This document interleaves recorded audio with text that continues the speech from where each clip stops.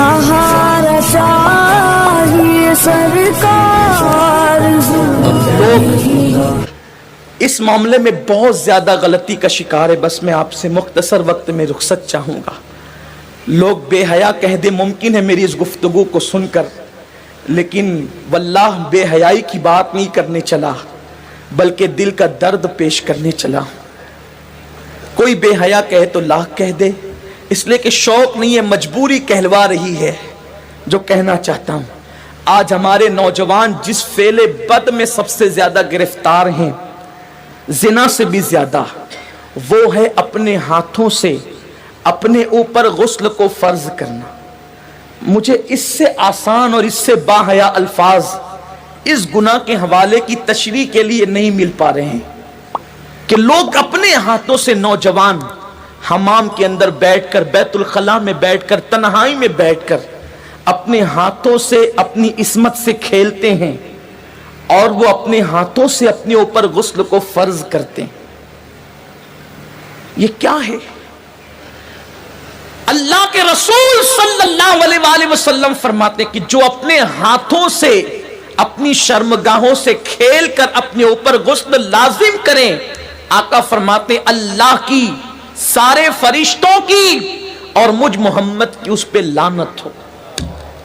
हुजूर जिस पे लानत करें, जो बेबाक लड़के, बेबाक छोकरे, वो तो जिना के अड्डों तक जाते हैं, लेकिन नाम में हाथ जो शरीफ कहलाते हैं, वो डरते हैं कि जिना से पकड़ न लिए जाएं, इज्जत न चली जाए, तो वो अकेलों में, बिस्तरों पर, मकानों में, दुकानों में, तन्हाइयों में अपने हाथों से अपने सरमाए को बर्बाद करते हैं। मैं अपना दिल का दर्द अपने उन भाइयों तक पहुंचाना चाहता हूं और आपके तवस्सुत से दुनिया भर में मेरे जो नौजवान इस फेले बद में गिरफ्तार है, जिस पर रसूल पाक ने लानत की, अल्लाह ने लानत की, हुजूर अलैहिस्सलातु व तस्लीम के गुलामों, जो अपने हाथों से अपने ऊपर गुस्ल फर्ज करें, कयामत के दिन उनको जानियों से ज्यादा सख्त अजाब दिया जाएगा। जिना करने वालों से बदतरीन अजाब उन लोगों को दिया जाएगा।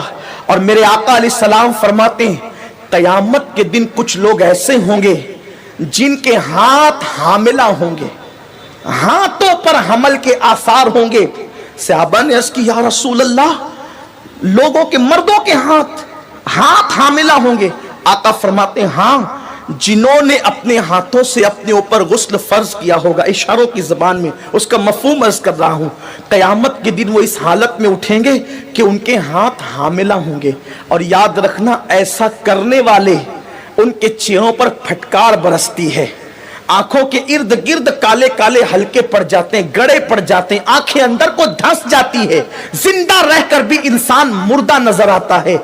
और अगर 1 महीने तक ये फेले बद कर लिया, सारी जिंदगी उसकी आदत पड़ जाती है। एक वक्त तो वो आता है कि इंसान शादी के काबिल नहीं रह जाता। जब माँ बाप शादी का प्लान पेश करते हैं, इधर मुंह छुपा रहा है, उधर मुंह छुपा रहा है, गोया कि अपनी जिंदगी को तबाह कर चुका है, बर्बाद कर चुका है।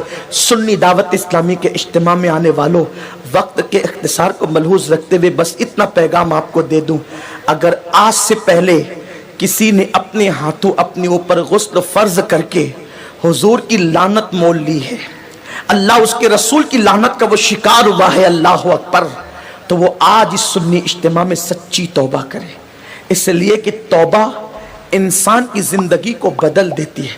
ये तौबा ही है जिसने फुज़ैल इब्न अयास को औलिया का ताजदार बनाया।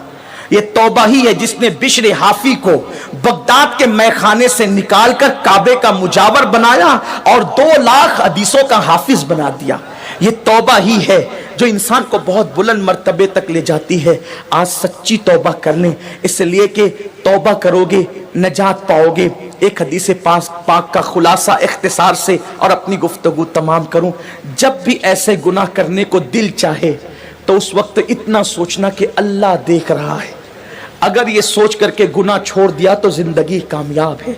मेरे आका अलैहिस्सलाम ने इस हदीस को, अब्दुल्ला इब्न उमर कहते हैं, मेरा बचपना था, कमोबेश 7 मरतबा मैंने हुजूर से यह हदीस सुनी है।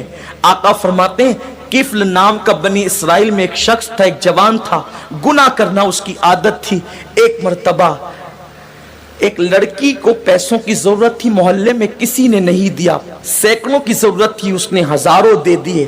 لڑکی نے شکرانے کے طور پہ اسے دیکھا, اس نے لڑکی کو کہا ایک کام کرو, میں نے اتنے پیسے دیے ہیں, اس کے بدلے میں کچھ نہیں چاہتا, بس اتنا چاہتا ہوں کہ تم میرے گھر چل کر تھوڑی دیر بیٹھ جاؤ اور مجھ سے کچھ باتیں کر لو. لڑکی چلی گئی, اس نے ساری کھڑکیاں اور دروازے بند کر دیے اور لڑکی کے ساتھ بیٹھ کر باتیں کرنے لگا.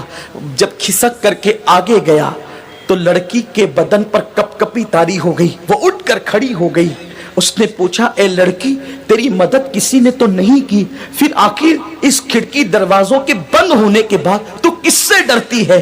تو لڑکی نے جواب دیا کہ کوئی نہیں دیکھ رہا ہے. کفل تو نے 1000 بار ایسے کام کیے ہوں گے, لیکن آج سے پہلے میں نے ایسے کوئی کام نہیں کیا. مجھے ڈر لگتا ہے اگر قیامت میں میرا اللہ مجھ سے پوچھے گا تو نے یہ گناہ کیوں کیا, تو میں رب کی بارگاہ میں جواب دینے کی طاقت کہاں سے لاؤں گی؟ میں اللہ کو جواب نہیں دے سکتی, اس لیے میں ڈر رہی ہوں, وہ مجھے دیکھ رہا ہے. کفل نے کہا اگر وہ دیکھ رہا ہے تو یہاں سے چلی جا. لڑکی چلی گئی. ادھر لڑکی گھر سے باہر نکلی, ادھر موت کا فرشتہ گھر میں داخل ہوا, کفل کی روح نکالی. اللہ اکبر. یعنی اگر کفل گناہ سے نہ بچتا تو کس حالت میں اس کو موت آتی, ذرا سوچیں. بستروں پہ لیٹ کر اپنے اعضاء سے کھیلنے والوں کو میں پوچھنا چاہتا ہوں, گندی تصویریں دیکھ کر اپنے اوپر غسل فرض کرنے والوں کو پوچھنا چاہتا ہوں, زنا کے مناظر دیکھ کر اپنے جذبات پہ بے قابو کرنے والے میری قوم کے جوانوں سے, میرے بھائیوں سے پوچھنا چاہتا ہوں, میں اپنے قوم کے مستقبل کو کتنا تاریک دیکھوں. جو قوم کبھی مصلی پر رات گزارتی تھی, پاک آنکھوں کو رو رو کر کے پاک کرتی تھی, آج اس قوم کے جوان بستروں پہ ناپاک ہو رہے ہیں, اپنے ہاتھوں سے ناپاکی کو خرید رہے ہیں. اللہ اکبر. سوچو اگر اسی حالت میں موت کا فرشتہ آ گیا اور موت آ گئی تو اللہ کو کیا جواب دو گے, کیا منہ دکھاؤ گے رب کی بارگاہ کے اندر؟ اللہ اکبر. کفل جیسی وہ لڑکی گھر سے باہر نکلی, موت کا فرشتہ آیا, کفل کی روح نکالی اور کفل مر گیا. جنگل کی آگ کی طرح یہ بات پھیل گئی پورے محلے میں, کفل مر گیا مر گیا مر گیا. کچھ عابدان اور زاہدان نے خشک نے باتیں کی, اتنا پاپی تھا, پتہ نہیں اس کا منہ کیسا ہو گیا ہوگا. ایسے میں کسی نے کہا کچھ بھی تھا لیکن کلمہ پڑھنے والا تھا, اس کی میت میں جانا تو پڑے گا. جب لوگ اس کی میت میں گئے تو اس کے گھر پر قدرتی قلم سے لکھا ہوا تھا کہ کفل اللہ سے ڈر کر ایک گناہ سے بچ گیا, اللہ نے اس کی ساری زندگی کے گناہوں کی مغفرت فرما. آؤ ہم بھی سچے دل سے توبہ کر لیں, رب کو منا لیں. زندگی کا کوئی بھروسہ نہیں, اور اتنے بڑے اجتماع میں آئے ہو, میں تو بس اتنا کہتا ہوں یہاں سے جاؤ تو یہ عزم لے کر جاؤ, انشاءاللہ نہ گناہ کریں گے نہ گناہ کرنے دیں گے. اپنے علاقوں میں جا کر سنی دعوت اسلامی کی شاخیں قائم کریں گے, برکات شریعت کا درس دیں گے, اجتماعات کریں گے تاکہ ہمارے نوجوان گناہوں سے بچ سکے. ممکن ہے اپنی فغاں سے چند لوگ ہی بچ جائیں تو یہی اپنے لیے نجات کو کافی ہے. اللہ تبارک و تعالیٰ سے دعا ہے میرا اللہ مجھے آپ سب کو عمل کی توفیق دے. باتیں تو بہت ہے لیکن وقت مختصر ہے. یہ قصہ لطیف ابھی ناتمام تھا, جو کچھ یہ قصہ لطیف ابھی ناتمام ہے, جو کچھ بیان ہوا وہ آغاز باب تھا. گفتگو کے درمیان کوئی غلطی اللہ معاف فرمائے.